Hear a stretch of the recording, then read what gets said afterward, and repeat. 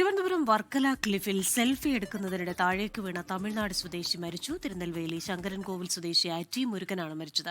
60 അടിയോളം താഴ്ചയിലേക്കാണ് ഇയാൾ വീണത്. ഷഫീദ് റാവുത്തറാണ് തിരുവനന്തപുരത്ത് നിന്ന് വിശദാംശങ്ങളുമായി ചേരുന്നത്. ഷഫീദ്, പലപ്പോഴും നമ്മൾ ഈ റെസ്പോൺസിബിൾ ടൂറിസം എന്നതിന് കൂടുതൽ ഊന്നൽ നൽകാറുണ്ട്. അപ്പോൾ നമ്മളൊരു വിനോദസഞ്ചാര മേഖലയിൽ കഴിഞ്ഞു കഴിഞ്ഞാൽ അവിടെ ചെയ്യേണ്ടതായിട്ടുള്ള കാര്യങ്ങൾ, നമ്മുടെ കാര്യത്തിൽ ശ്രദ്ധിക്കേണ്ടതായ ചില കാര്യങ്ങളൊക്കെ പറയാറുണ്ട്. എപ്പോഴായിരുന്നു ഈ അപകടം? എന്തായിരുന്നു അപകട കാരണം? വിവരങ്ങൾ.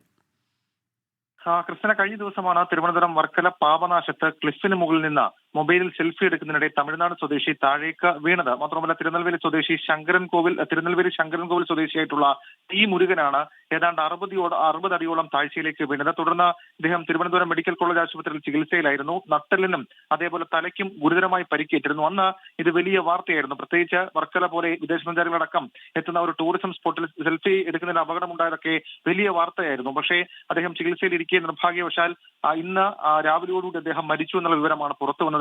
ഈ പോലീസ് നടപടിക്രമങ്ങൾ പൂർത്തിയാക്കി മൃതദേഹങ്ങൾ ബന്ധുക്കൾക്ക് വിട്ടു നൽകും. ക്രിസ്ത്യന. ശരി, ഷഫീദ് റാവുത്തറാണ് തിരുവനന്തപുരത്ത് നിന്ന് വിവരങ്ങളുമായി ചേർന്നത്.